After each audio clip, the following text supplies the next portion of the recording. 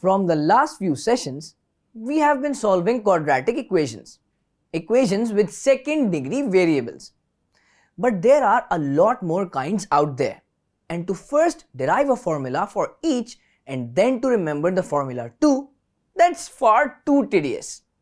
There's got to be another way, and there is. The good news is we can reduce many of them to quadratic equations, which you know how to deal with. This, in fact, makes the process of solution lengthy but easy at the same time.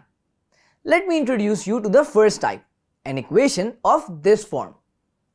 If an equation with variable, let's say x, has 3 terms, such that the highest power is 4, one term is squared and the last is a constant, then we can replace x squared with y to make it a quadratic equation with the variable y.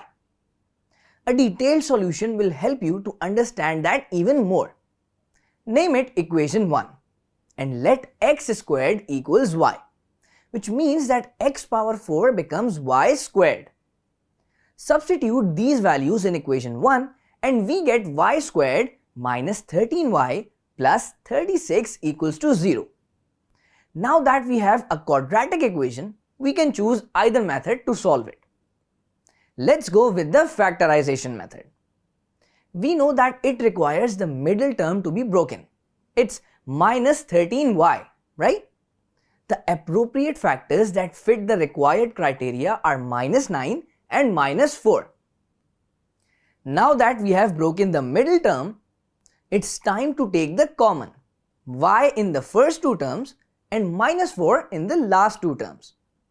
This gives us another set of common brackets, which we take out as well. After that, we have 2 factors that are y minus 9 and y minus 4. So equate each one to 0 and isolate the variable. Now we have y equals to 9 and 4. You might think we have solved it, but wait, we had initially replaced x squared with y.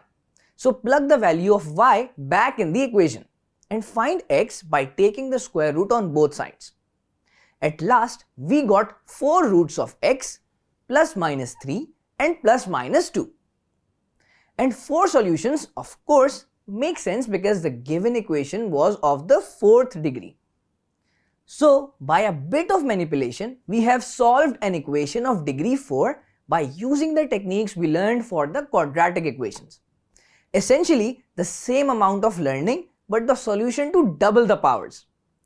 Who said these techniques weren't power 4?